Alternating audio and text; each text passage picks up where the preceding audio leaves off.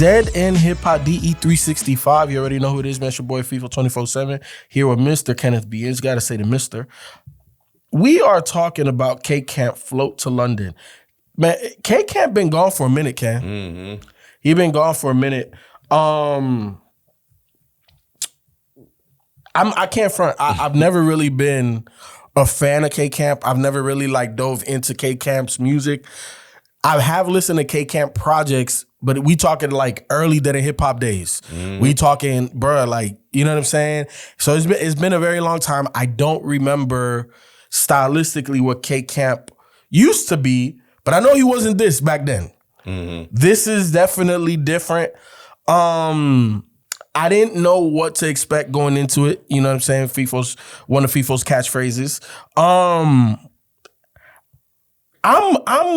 I'm a bit conflicted, Ken. I'm a bit conflicted because it sounds like it's on the Rod Wave side of stuff. Mm-hmm. I do like the production, but I don't know how much. I don't want to say he sounds uncomfortable, but I don't know. I don't know, Ken. It's very hard to explain how I feel about K Camp on this because it's I think he was okay, but I can't also offer any advice to what I think would make it be better.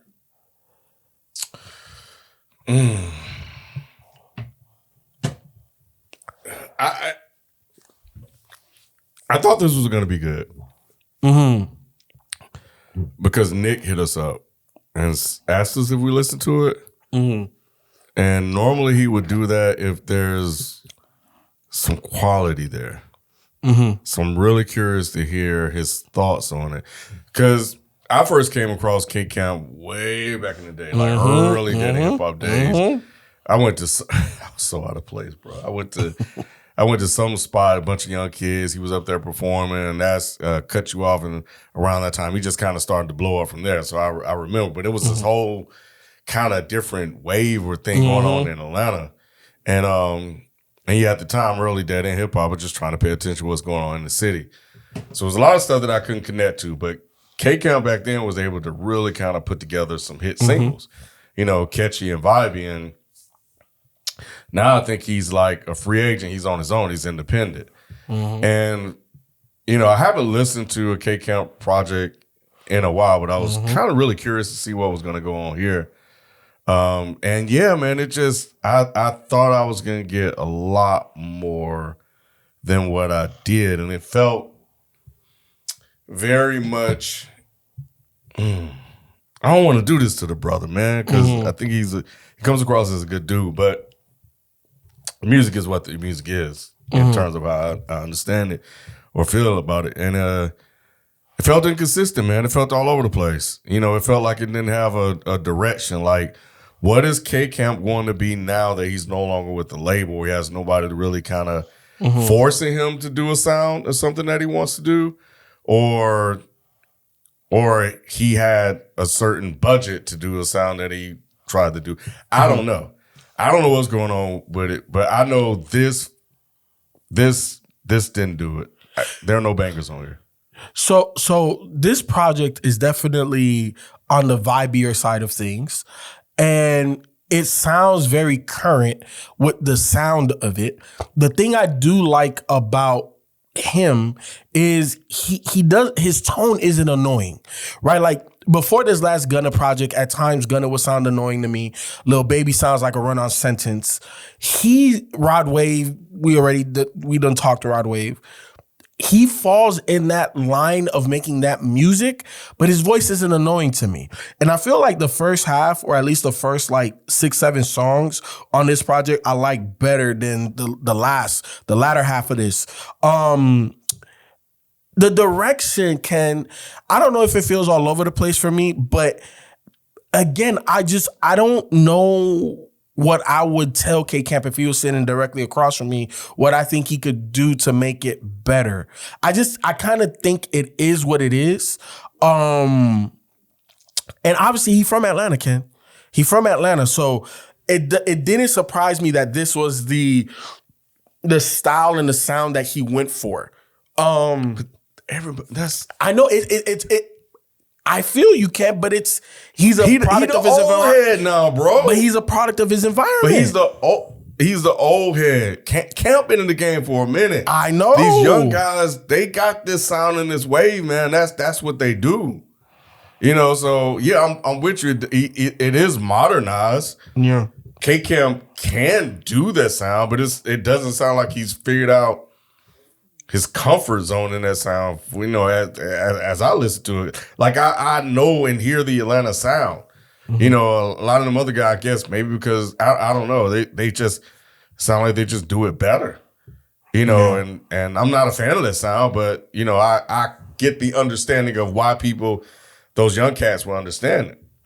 I put it to you like this: I feel like if this was an EP of 5 to 7 songs, I would have liked this a lot more. The first 7. So if we stopped at 305, or if we stopped at Love in the Middle, if we stopped somewhere around there, I would like this project a lot more. When it comes to the features, Ken, how did you feel about the features? I was looking for one I liked, but because there's a lot of names on here I don't know. Mm-hmm. So I was hoping to really get put on to somebody. Like I've seen Sleazy World Go Name and Fredo Bang. You know, I'm familiar with that one. I listened to the joint he dropped earlier this year. And Vori signed the Meek Mill Dream Chasers. Okay, but yeah, nobody stood out to me, so I got to give him an F.